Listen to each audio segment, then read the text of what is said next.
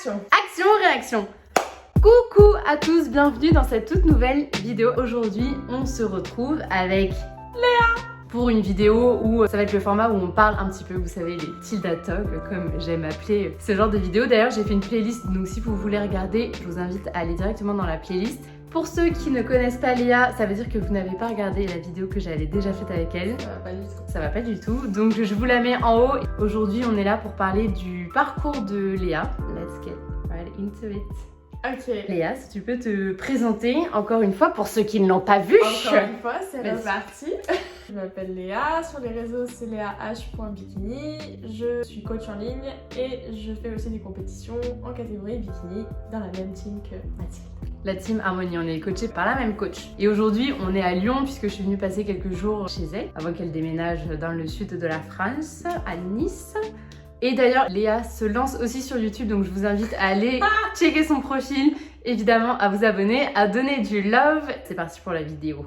Comme beaucoup d'entre nous, Léa a souffert de TCA quand elle était plus jeune et c'est donc le sujet de cette vidéo comme vous l'avez vu au titre.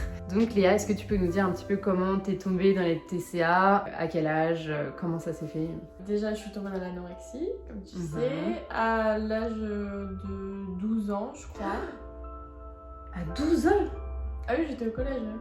Waouh, putain, c'est la première fois que j'entends ça. Normalement, c'est plus genre un adolescent, tu vois. Non. Ouais, Enfin, oui, remarque, 12 ans, tu commences à être ado, mais... Oui, à 12 ans, t'es en 5ème, t'es au collège. Oui, c'est vrai. Oui, c'est l'adolescence qui commence. Voilà, je suis tombée dans là. Et puis, au final, je m'en suis sortie réellement bien plus tard. Mais ma première guérison, ça a été à 18 ans. Donc, j'ai passé 6 ans en plein dedans. Putain, donc toute ta scolarité, en fait. Ah oui, toute ma scolarité, oui. Waouh. Et tu te sentais pas seule? Si, en gros, quand je suis tombée dedans, j'avais un groupe d'amis, on était une vingtaine. Ouais. Du jour au lendemain, j'avais plus personne, j'étais toute seule. Et selon toi, genre, comment ça arrivait C'est quoi les premiers signes? Les premiers signes, c'était très facile parce qu'à la maison, j'ai mon père et ma soeur qui faisaient le régime du camp à l'époque, qui marchait très bien sur mon père. C'est quoi déjà le régime du camp? C'était full protéines, enfin tu sais, t'as des phases et la première semaine c'est que des protes, c'est rien d'autre. Ensuite t'intègres des glucides, mais des glucides hyper particuliers, enfin voilà, c'est vraiment des catégories qui sont dégagées quoi. Et du coup pour moi c'était super facile de faire ça et c'était surtout que je voulais me muscler tout simplement, je voulais avoir un meilleur physique. Putain c'est ouf à 12 ans de penser à ça. Ouais, mais j'étais hyper critiquée à l'école. Pourtant, j'avais un physique tout à fait lambda. Hein. Ah ouais? Très bien, mais j'étais dans une classe où, comme j'étais bonne élève, j'étais critiquée. Ouais. Et du coup, alors que rien à voir avec mon apparence, mais du coup, je me dis, je vais en plus de ça avoir un bon physique. Comme ça, je vais tous vous mettre à l'amende. Comme ça, vous allez tous m'aimer. Vous allez tous arrêter de me critiquer, bande de... Et du coup voilà, mon père et ma soeur faisaient ces régimes là, donc j'ai commencé à me mettre au sport dans la chambre, à faire des crunchs à fond, faire du sport, voilà. Et puis niveau alimentation, je suivais un peu ce que eux ils faisaient. Ok, mais en leur disant ou... Non, j'avais pas besoin de leur dire, tu t'arrives à table, tu dis j'ai pas très faim, ou je vais manger, je vais manger comme ma soeur. Au début ça passait inaperçu, et puis en fait au bout de... j'ai même plus le nombre en tête, mais je sais pas, au bout de 1 ou 2 semaines, je me pèse et je vois que je fais 51 kilos. Ok. Donc d'une, je pense que j'avais démarré, je faisais moins de 50 kilos et surtout je faisais le poids de ma mère. Et je sais pas pourquoi, ça m'a choquée. Je me dis, je fais le poids de ma mère qui a, je sais pas, elle avait 50 et quelques années. Ah donc pour toi c'était trop? Ah bah ouais. Ah ouais, ok. Alors qu'en fait j'avais pris du muscle donc c'était normal que je sois plus lourde. Mais je me dis, je fais le poids d'une personne de 50 ans qui a des années de gâteau derrière elle, alors que moi j'en avais 12 et j'étais mariée dans la vie. Je me dis, si là à 12 ans j'ai le poids de ma mère, qu'est-ce que je vais faire à son âge, tu vois? Ah oui, d'accord, donc du coup t'as paniqué? Ouais, j'ai paniqué et du coup là j'ai cessé de manger, pas du jour au lendemain, mais je mangeais de moins en moins. Et je me tuais au sport comme jamais. Et genre par exemple le midi à l'école, t'étais à la cantine ou... Non. Ouais, tu revenais à la maison? Ouais, je revenais à la maison, sauf au lycée, j'étais à la cantine, mais tu mangerais à la cantine. Oui, oui, non, mais c'est bon ça. Chez toi parce que c'était pas bon. Oui. Moi je me souviens qu'au lycée, à la cantine, je mangeais presque rien, mais du coup parce que c'est facile, parce que t'es pas... Y a pas tes parents, tu vois, qui sont là, donc si tu manges pas, tout le monde s'en fout, quoi. Oui, voilà. Surtout au lycée, alors, à la limite, je pense que quand t'es à l'école, ils font attention à ce que les enfants mangent, mais au lycée, ils sont... Enfin, t'es indépendant, quoi. T'es plus autonome. Ouais. Et ça s'est fait quoi, genre après en plusieurs mois, en plusieurs années Bah, c'est la partie dont je te parlais, j'ai un gros trou noir entre ma 4e et ma seconde, du coup. Mémoire sélective. Ah ouais, non mais moi j'ai la même chose. Je me souviens de... Enfin, je me souviens de détails, tu vois, des choses qui m'ont marqué. Genre les vacances et tout, ça me marquait beaucoup, mais mon quotidien en tout cas, c'était tellement ça tout le temps, c'était manger moins et faire du sport. Et un jour, mon père qui me voyait quasiment jamais, puisqu'il bossait beaucoup, et ben un jour il me voit dans la cuisine, justement en train de cuisiner, donc là je prenais les rênes, quoi. Je dégageais ma mère à la cuisine, c'est moi qui cuisinais pour savoir ce qu'il y avait dans les plats et tout. Enfin, donc là c'était quoi, 13 ans quoi? Ouais, je pense que c'était par là. Ah ouais. Et mon père, un jour, il débarque dans la cuisine, il me voit de dos et là, il capte que je flottais de ouf dans mes jeans. Enfin, il y avait un truc, quoi. Il s'est dit, c'est pas possible. Ouais. Et du coup, je crois le lendemain matin, ma mère, elle m'a foutu sur une balance et ils avaient vu que j'avais perdu. J'ai plus le chiffre en tête, mais j'avais énormément perdu, quoi. Et voilà, après il y a eu des vacances où c'était compliqué, où il fallait... Genre mon père, s'il allait courir, il fallait que j'aille courir. Si quelqu'un faisait du sport, il fallait que je fasse du sport. Je me suis jamais fait vomir par contre. Vraiment, j'ai tellement la phobie du vomi que je me suis jamais fait vomir. Mais par contre, moi c'était le sport. Ah oui, tu te tues au sport quoi. Ah mais tous les matins, 1h30 de course. Mais genre quand t'étais en cuisine et que tu disais à ta mère, genre ok c'est moi qui prends les rênes. Ta mère elle captait pas que... Bah, elle sentait, tu vois, qu'il y avait un truc, mais je pense que c'est comme quand tu perds et tu prends du poids à force de voir ces attitudes-là tous les jours, tu fais, ça devient normal. Ouais, c'est vrai. Mais elle voyait pas genre que t'avais une obsession autour de ça? Si, elle le voyait. Après, elle voyait pas par contre que j'avais maigri. Donc elle se disait, bon bah c'est bien, elle fait du sport. J'étais toujours sportive, mais je l'étais beaucoup plus, donc pour elle c'était quelque chose de positif. T'es ado, tu fais du sport, donc c'est cool. Oui, ça a quelque chose de... Tu fais attention à ton alimentation, bon bah, ça choquait pas trop, parce que comme je te dis, mon père et ma soeur faisaient pareil. Puis j'étais pas ronde, mais j'étais pas mince non plus quand j'ai commencé, donc c'était une bonne chose pour mes parents que je fasse ça. Ouais, jusqu'à ce que ton père se rende compte que t'avais rappelé. Oui, voilà, donc ça a été la première sonnette d'alarme. Après, il y a eu des événements pareils, j'arrive pas à remettre dans l'ordre, mais on partait en vacances. Les pires vacances que j'ai passées, on était en Sardaigne. Mon père, il allait courir en cachette pour pas que j'aille avec lui. Je mangeais vraiment rien, mais à tel point que je faisais des crises d'hypo sur la plage au soleil et tout. Et le pire, le plus con que j'ai fait, c'est que j'ai arrêté de boire de l'eau. Ah oui. Genre, juste parce que ça me remplissait l'estomac et que j'aimais pas cette sensation de lourdeur, j'ai arrêté de boire de l'eau. Et pendant combien de temps? C'était toutes les vacances en Sardaigne. Il faisait 40 degrés. Et tu buvais pas? Je buvais pas. Mais rien du tout, genre même quand tu mourais de soif? Ah non, mais à tel point que je me souviens d'une scène où mes parents étaient devant, ma mère elle me passe la bouteille, elle me dit maintenant tu bois. J'ai fait comme ça, j'ai rien bu. Ah oui, t'as fait genre quoi? Ouais, j'ai fait genre. Putain, ouais, mais là ça aurait pu être. Enfin, c'était hyper dangereux quoi. Ah, mais c'était hyper dangereux et surtout qu'en rentrant de ces vacances-là, ça a été les dernières vacances en mode vraiment anorexie où mes parents commençaient à être désemparés, enfin vraiment ils en pouvaient plus et du coup ils ont décidé de m'emmener à l'hôpital. J'étais en mode consultation. J'étais suivie en fait, mais une fois par semaine, j'étais pas à l'hôpital. J'étais pas internée, oui, d'accord, oui. J'étais suivie par une pédiatre et le poids le plus bas que j'ai fait, c'était avant d'aller la voir, je faisais 35 kilos. 35! J'avais perdu 15 kilos. 35 kilos, putain, ouais, c'est le poids d'une enfant quoi. Ah, mais c'était rien du tout. Et puis je faisais la taille que je fais aujourd'hui et tout, hein. 1m65, 35 kilos. Wow, 35 kilos, tu te rends compte? Tu soulèves plus au fond de Bulgare maintenant. Non, de ouf, mais souvent je me fais la réflexion même quand je vois des gens prendre des haltères, je suis là, tu vois, là tu soulèves un mois dans chaque main. Oh là là, putain, c'est chaud. Et du coup, quand elle a vu que t'étais à 35... Bah du coup, quand elle a vu que j'étais à 35, tu sais, après c'était un contrat de poids et les premières semaines, c'était carrément, si tu prends pas 500 grammes ou 1 kg en une semaine, t'es privé de dessert. Non, t'es interné. Sans tes parents, enfin tes parents ils peuvent pas te rendre visite, c'est des contrats quand t'es à l'hôpital. C'est des contrats de poids. Si tu prends 500 grammes, t'as le droit de recevoir des lettres de tes parents. Si tu prends encore 500 grammes... Ah ouais, c'est à la carotte quoi, bâton à la carotte. Ouais. C'est horrible. Elle m'a fait visiter les services et ça m'a traumatisée. Et même ma mère, tu vois, elle a vu les services, elle a dit mais je te vois pas là-dedans. Enfin, j'étais trop lucide et trop en mode...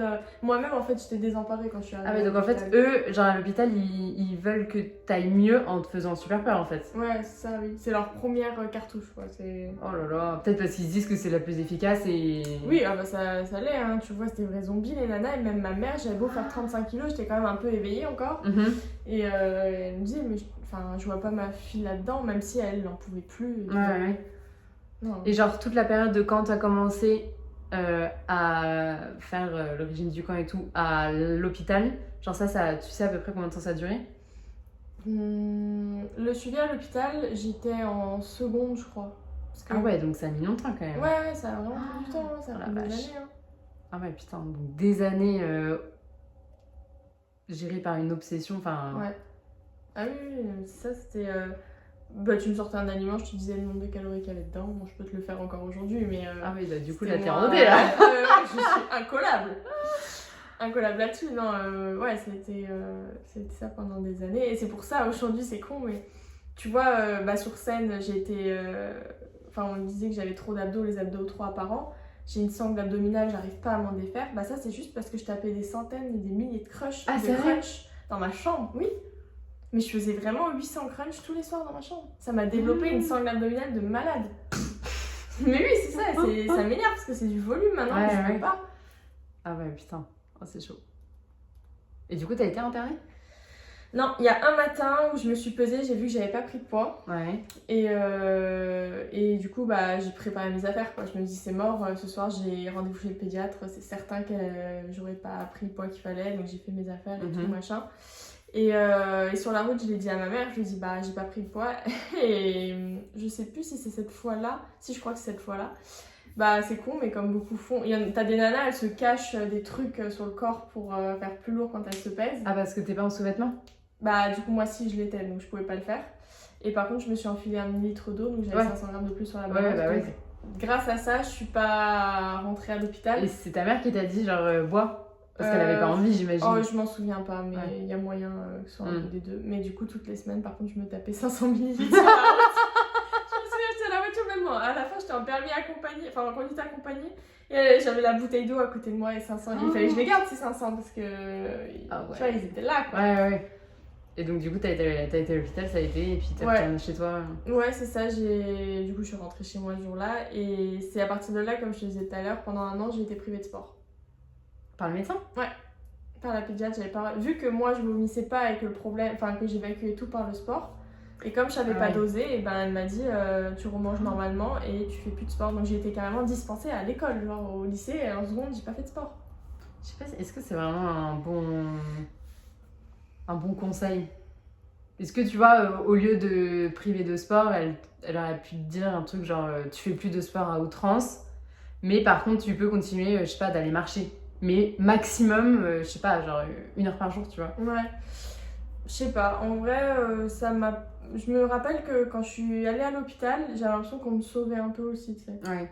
Genre ça m'a... Je suis rentrée de l'hôpital, on m'a privé de sport, ça m'a fait chier. Mais ma mère, elle a été grave sympa, elle a arrêté d'aller... On allait à la gymnastique ensemble. Elle a arrêté la gym pour moi. Parce que pour pas me laisser toute seule à la maison en mode je peux pas faire du sport et ma mère en fait. Mon père aussi, il a arrêté de courir un moment, pas éternellement, mais un moment pour moi. Et mon repère, c'était, je me suis dit, bah maintenant je vais manger comme eux. Donc dès qu'ils mangeaient un truc, je mangeais pareil qu'eux. Ah ouais, donc t'as vraiment eu un déclic. Ouais. Mais c'était quoi du coup? Le déclic, c'était avant que j'aille à l'hôpital, je suis allée voir un kinésiologue, je sais pas si tu sais ce que c'est. Non. C'est en gros un médecin qui... Et en fait, il place ses mains sur toi, il ressent des choses et il te ressort des événements marquants, des choses comme ça. C'est pas genre en tapant à des endroits... Oui, si, c'est un peu c'est ça. Ouais, ok, ouais, je vois. Et je suis allée le voir 2 fois. La première fois, ça s'est bien passé. D'ailleurs, en sortant de chez lui, j'ai arrêté de me peser. Enfin, la balance, j'en avais plus rien à foutre. Ouais. Ah oui, c'est comme ça. Je suis sortie et puis je me pesais 1 fois par semaine parce qu'il fallait le faire. Mais sinon, le poids, mais je m'en tapais. Ok. Et je pense que c'est resté aujourd'hui, le poids. Tu vois, je te le dis en déconnant, ouais, j'ai pris le temps, mais... Ouais, tu t'en fous, quoi. Ouais, je me tape. Il est à Nancy? Ouais. Merde. Et la deuxième fois que je suis allée le voir, et c'était là le déclic, il a dit à ma mère, mais déjà au téléphone, ça je le savais pas, en gros, tu sais, elle est toujours pas guérie. Elle dit, bah non, elle est toujours dans la maladie, quoi, on n'arrive pas à l'en sortir. Et en allant le voir, il a dit à ma mère que c'était une mauvaise mère et que si j'avais une leucémie, bah, ça ferait longtemps que je serais à l'hôpital. Et qu'il comprend pas ce qu'elle attend, qu'en gros, limite, elle souhaite ma mort, tu vois. Ah, que tu sois pas encore à l'hôpital? Ouais. Oui, mais elle avait pas envie de t'y mettre parce que ça avait l'air horrible. Et voilà, pour lui, c'était une mauvaise mère. Et, putain, c'est horrible de dire ça. Et il dit ça à ma mère, j'étais hyper fusionnelle avec elle, j'étais en mode tu veux qu'on se tape? Ah bah ouais, tu m'étonnes. Waouh! Du coup, ça a été le déclic quand je suis rentrée, j'ai dit ah non, par contre, c'est pas possible. Et c'est à partir de là, après, c'est enchaîné les visites à l'hôpital, et là, j'ai commencé à manger. Et en fait, quand on te prive de sport et que tu remanges, Et bah, c'est un peu comme quand tu fais une sèche extrême au final et que tu fais un refill derrière. Tu te rends compte que tu peux manger sans faire de sport, tu vas pas prendre 40 kilos d'un coup. Tu reprends. Et ça t'a pas fait bizarre de remanger d'un coup comme ta famille? Bah, je te dis, j'ai l'impression que c'était une délivrance. Genre, tous les trucs dont je m'étais privée pendant des années, putain, je pouvais enfin les manger. Je suis allée faire des courses, je me suis acheté des goûters de malade. Ah putain, mais comme moi au supermarché après la sèche. Bah voilà, c'est ça, ouais. Des trucs d'enfant. J'étais trop contente. J'ai encore une photo sur mon téléphone. Et justement, j'ai une pote, quand on en parlait dans mon autre vidéo, là, le rapport au corps, Julia, elle disait que pareil, qu'en fait, quand elle a commencé la reverse diet avec Harmonie, elle a été au supermarché et en fait, elle a remangé des trucs qu'elle s'était interdite depuis qu'elle avait, je sais plus, enfin, depuis qu'elle était enfant, tu vois, genre 8 ans. Et elle s'est remise à manger voilà, tous les trucs qu'elle s'était interdit et pour elle, c'était pareil, une délivrance, quoi. Ouais, c'est ça. Oui, donc je comprends que les plans alimentaires, ça soit pas ton truc, quoi. Je pense que inconsciemment, tu vois, ça te remet dans un truc de frustration. Ouais, après, j'avoue que mon rapport à la nourriture, il a beaucoup changé. Hein. Enfin, ah ouais? Ah bah oui, parce que là, du coup, je démarrais seulement la période où la bouffe, pour moi, c'était la vie. Et je commençais à faire de la cuisine. Enfin, j'étais à fond dans la bouffe, tu vois. Donc, t'as commencé à bien remanger, etc. Ouais. Est-ce que c'est là que ton envie de faire une école de cuisine, etc., c'est venu... Oui. Ah ouais? Ouais, bah c'est clairement la maladie qui m'a foutu dedans. Hein. Ah ouais, c'est parce que j'étais tout le temps en cuisine pour contrôler. Puis après, c'est devenu bah du coup, je peux faire des trucs cool aussi. Et oui, c'est ça qui m'a mis dans la cuisine. Parce que du coup, Léa a fait une école de cuisine Paul Bocuse, c'est ça? Oui. Enfin, j'imagine que t'as pas guéri du jour au lendemain non plus, quoi. Non, j'ai pris 10 kilos en un an. Ouais. Ça a fini en 2015, donc j'étais à la fin de mon lycée, je passais mon bac et tout allait bien. J'ai pu reprendre le sport. Moi, je l'ai un peu repris en scred, sans dire à la pédiatre, mais voilà. Je suis partie de chez mes parents et là, j'ai eu une espèce de rechute, mais c'est marrant, j'appelle ça une rechute. Enfin, j'appelle pas ça une rechute parce que dans ma tête, j'avais pas la voie de l'anorexie. Ok. Ah ouais, c'est ce que tu me disais tout à l'heure dans la voiture. Ouais, oui, voilà, c'est ça. J'ai juste reperdu du poids. Ouais. De ouf. Et je pense que c'est parce que j'étais pas bien. Enfin, j'étais partie de chez mes parents alors que je le faisais juste pour l'école, tu vois. J'avais pas spécialement envie de partir. Ouais. J'étais dans une chambre de 9 mètres carrés. Tu vois. Ici, du coup, à Lyon. Ouais, à Lyon déjà. Et c'était pas, le fun. Donc, Ouais, moi quand je suis partie de chez ma mère, j'ai grossi au contraire. Ah oui, non, du coup j'étais en hyper contrôle et. Ouais. Alors que moi j'étais en mode waouh, je peux manger tout ce que je veux. Non, moi par contre, à l'inverse, je me dis, je peux enfin m'inscrire dans une salle de sport sans qu'on me fasse chier, quoi. Ah ouais. C'est la première fois que j'allais dans une salle de sport. Ok. Enfin, toute seule en m'inscrivant, tu vois. Sinon j'allais avec mon frère et tout avant, mais là je suis allée dans une salle et je me dis, je suis libre de m'inscrire et d'aller faire du sport. Ok. Mais donc du coup, t'es retombée dans l'hyper-contrôle? Ouais, je suis retombée dans l'hyper-contrôle, j'ai reperdu. Je faisais 47 quand je suis partie chez mes parents, je faisais 41 au plus bas, donc j'ai reperdu 6 kilos. Ah oui, quand même. Mais en fait, c'était et l'hyper-contrôle et le rythme de la restauration. Ah ouais. Mes stages en été, enfin, tu fais 60 heures semaine, t'as pas le temps de... Et puis t'es tout le temps debout, tu piétines tout le temps. T'es tout le temps debout, tu piétines tout le temps, tu manges en décalé, l'après-midi, le peu de pause que t'as, tu manges pas, tu dors. Ouais. La nuit, t'essaies de dormir aussi, enfin, tu dépenses trop. Ah ouais, t'as pas de vie, quoi. T'as pas de vie et c'est dur physiquement. Donc là, ouais, je suis redescendue à 41 et ensuite, en 2018, en été, j'ai décidé de... Je me dis que mon corps, là, il me plaisait plus du tout. Du coup, là, j'ai pris un premier coach et pendant un an. Et j'ai repris du poids et là, j'ai commencé à enfin voir mon corps se développer comme je voulais. Donc, prenez un coach si vous en avez besoin, si vous avez besoin de guidance. Franchement, ça a sauvé beaucoup de gens. Hein. Le fait d'être guidé par un coach, ça sauve vraiment.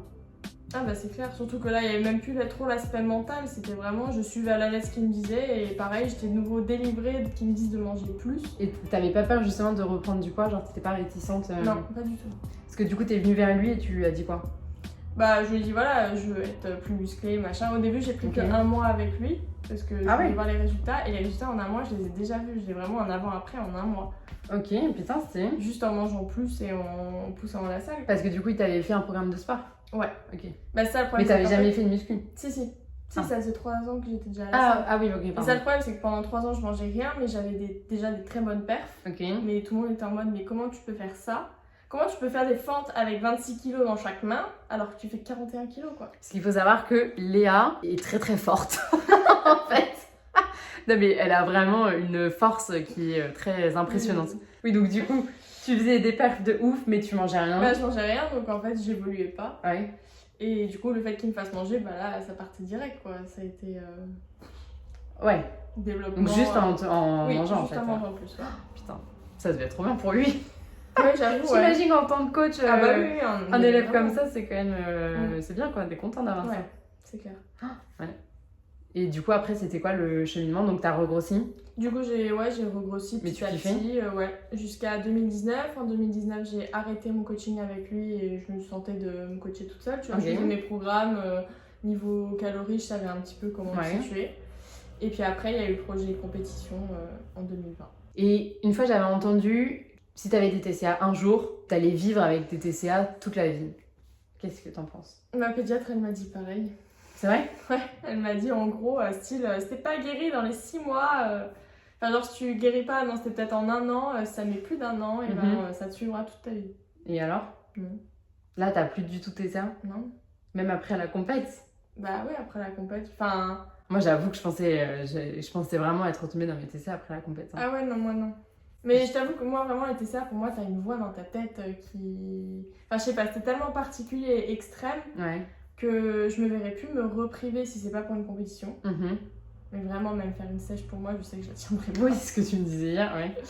Et après, hyperphagie, j'en ai eu un tout petit peu après l'anorexie parce que bah, t'es obligé de passer par là. Ouais, non, quand tu remanges, surtout quand t'as été très très bas en poids, je faisais 35 kilos, forcément j'ai eu des passages.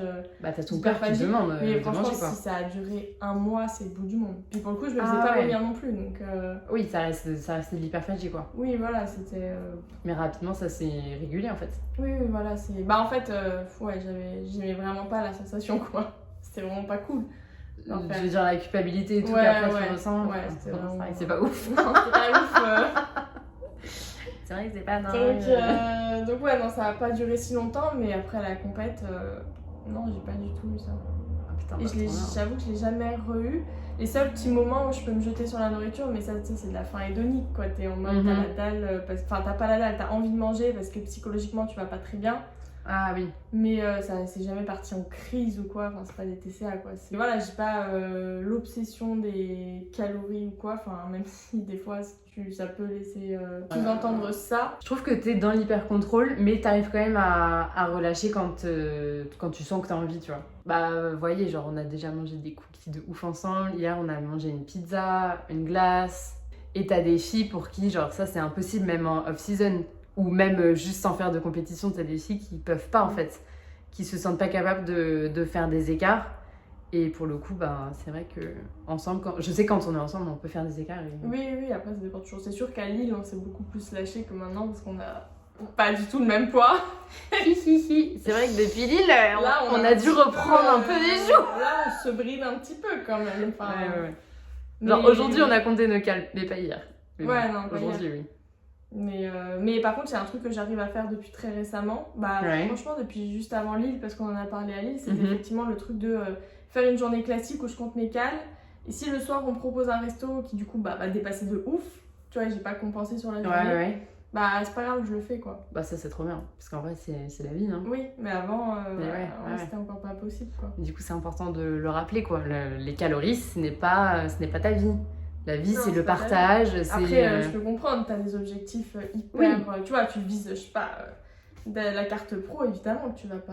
Ah oui, non, mais c'est clair. Oui, non, mais il faut remettre les choses dans son contexte. Mais c'est sûr que si t'as pas un objectif de compétition, quel que soit le domaine, si t'es dans le contrôle, c'est très bien. Mais de temps en temps, quand même, c'est bien de lâcher, quoi. Ça fait du bien à la tête. Et du coup, t'en es où aujourd'hui avec ton rapport alimentation? Alimentation, j'avoue que ça a beaucoup changé parce que avant, quand je cuisinais vraiment pour me faire plaisir, parce que j'aimais ça, oh maintenant je m'en fous de ce que je mange.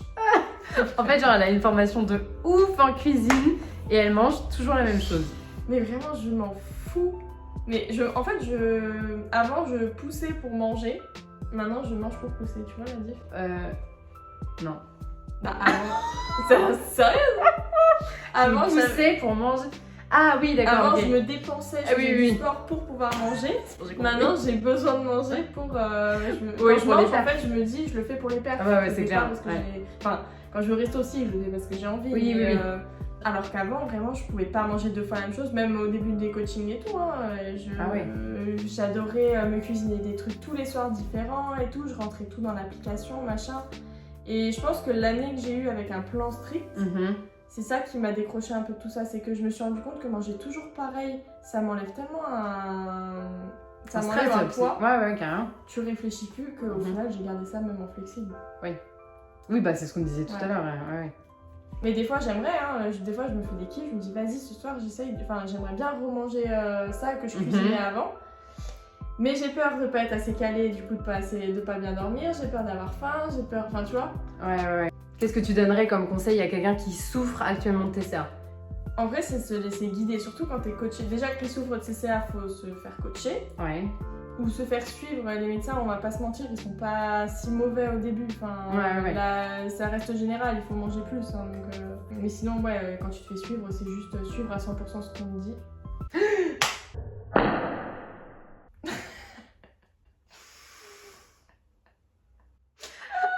Aïe! Non,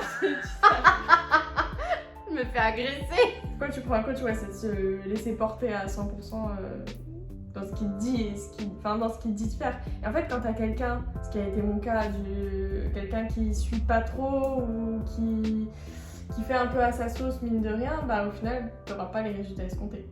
Alors quelqu'un qui... Mais c'est dur, hein, je suis d'accord, quand t'es anorexique et que tu manges même pas 1000 calories et qu'on te dit d'en manger déjà 1200, c'est énorme. Bah oui, j'imagine. Mais voilà, faut... En fait, le plus dur avec les personnes qui souffrent d'anorexie, après boulimie, je trouve que c'est encore différent et hyperphagie aussi, mais l'anorexie, c'est plus du psy que du coaching nutrition. En gros, tu lui donnes les trucs nutris, etc. Mais il y a énormément d'échanges et le nombre d'appels que j'ai passé avec pour remotiver, pour dire comment ça s'est passé. Et aussi, ces personnes-là aiment bien savoir comment t'en as guéri quand t'en as souffert. Bah ouais, carrément. Genre ton expérience, elle sert à fond. Bah oui, c'est pour ça que je voulais faire cette vidéo.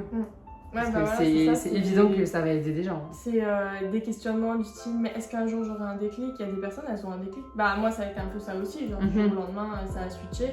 Il y en a, c'est peut-être plus long. Peut-être plus long, ouais, c'est vrai. Puis il faut les rassurer sur comment elles vont prendre, parce que c'est sûr, quand tu manges, et ça aussi, ça m'a beaucoup aidé de me dire, tu sais, quand tu remanges comme quelqu'un de normal, t'as le ventre qui comme ça, tu vois, tu te sens bien. C'est ton bol alimentaire, tu te sens gonflé. Mais je me disais toujours, c'est un endroit par où ça passe. Après, ça va se répartir ailleurs, donc tranquille, tu vas pas tout prendre dans le ventre, parce que moi, ma phobie, c'est le ventre. Obélix. Bah ouais, non. Mais voilà, et ça, c'est la phobie de beaucoup d'anorexiques, parce qu'elles sont tellement maigres que, tu sais, ça fait comme les enfants qui sont sous-nutris et qui ont un ventre énorme. Je reviens un peu en arrière, mais quand t'étais au lycée, etc., est-ce que tes potes, du coup, ils savaient que t'étais anorexique? J'avais pas d'amis. Ah ouais, mais ça se voyait sur toi, genre, ça savait. Oui, ça se voyait de ouf. Ouais. Ah bah oui, vu la... Puis j'étais la seule, pour le coup, il y avait personne d'autre qui était aussi maigre que moi dans le lycée. Ça devait être horrible, non? Genre tes journées, tu les passais toute seule du coup? Bah ouais, après tu sais, je mangeais pas à la cantine, donc j'arrivais juste avant mes cours, j'allais en cours, je suivais cours. Ouais, mais les pauses, les récré... de ce dont je me souviens, j'étais souvent seule, quoi. Et ça t'a pas, genre, traumatisée? Si, ça m'a traumatisée, et je pense que ce que je te disais, que je m'entends mieux avec les garçons qu'avec les filles, ça, je pense que ça vient aussi du fait que quand je suis tombée dedans, il y a surtout des nanas qui m'ont lâché, quoi. Ah. Et je pense que ça vient un peu de là. Ah bah oui, carrément. Alors qu'après, tu leur fais moins confiance en fait. Oui, bah voilà, c'est ça. Quand je suis arrivée à Lyon, à Bocuse, j'étais toute seule. Alors que t'étais guérie? Bah ça se voyait quand même, j'étais plus maigre, mais en fait, déjà, personne n'a envie d'être ton ami quand t'es anorexique, parce que c'est comme en sèche, hein, t'es éteint. T'es genre un zombie. Enfin, vraiment, t'es plus là, quoi. T'es plus là et en fait... Ton corps, il fonctionne plus, quoi. Ton corps, il fonctionne plus et ton cerveau, il est en mode calories, qu'est-ce que je vais faire comme sport? Oui, donc là, tu t'en bats les couilles des gens. Ah ouais, non, mais j'étais vraiment prise par autre chose, quoi. Donc ça, je m'en foutais. Mais ouais, je sais que le plus dur, ça a quand même été à Bocuse, parce que toutes mes années d'études, ou comme des étudiants normaux, j'aurais pu faire la fête et tout. Bon, après, les études sont hyper physiques, donc en soi, tu peux pas trop, mais tu peux quand même. J'en ai pas du tout profité. Si vous avez des questions, n'hésitez pas à les mettre en commentaire. Et puis, je pense que c'est Léa qui y répondra. Je ferai un tour. N'hésitez pas à vous abonner à nos comptes Instagram respectifs. On vous fait des gros bisous. Et je vous dis à dimanche prochain. Bisous.